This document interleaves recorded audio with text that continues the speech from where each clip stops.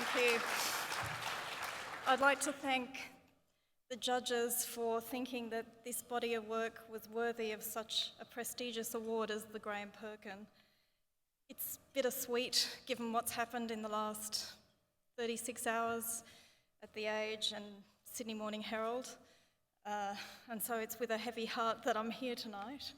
But I'd also like to congratulate the finalists of the Graham Perkin, Richard, Nick, Caro, Paige and Michael. They all did extraordinary work this year and they made a difference.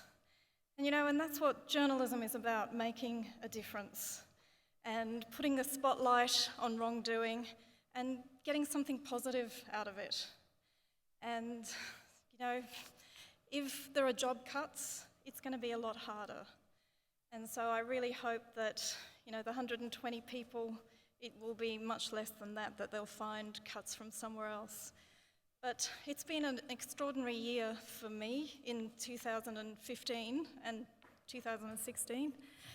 It started with financial scandals with IOOF and National Australia Bank, and I had the help of Ruth Williams and Sarah Dankert on those.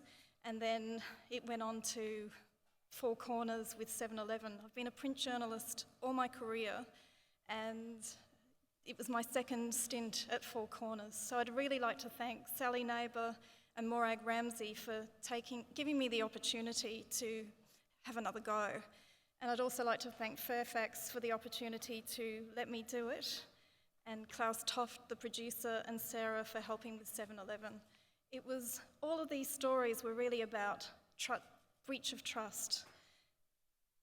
In the 7-Eleven case, it was about worker exploitation. And people were, treated almost like slaves. They were beaten in some cases. They were given, a pittance of money.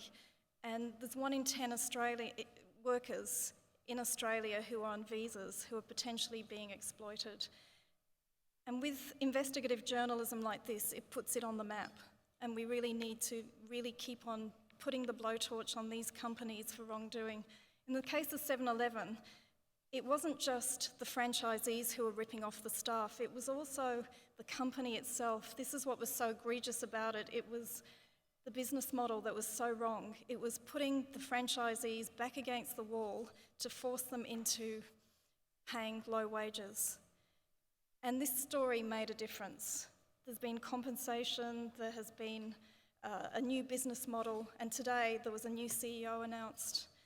And that's what quality journalism is about, and we really need to keep doing quality journalism.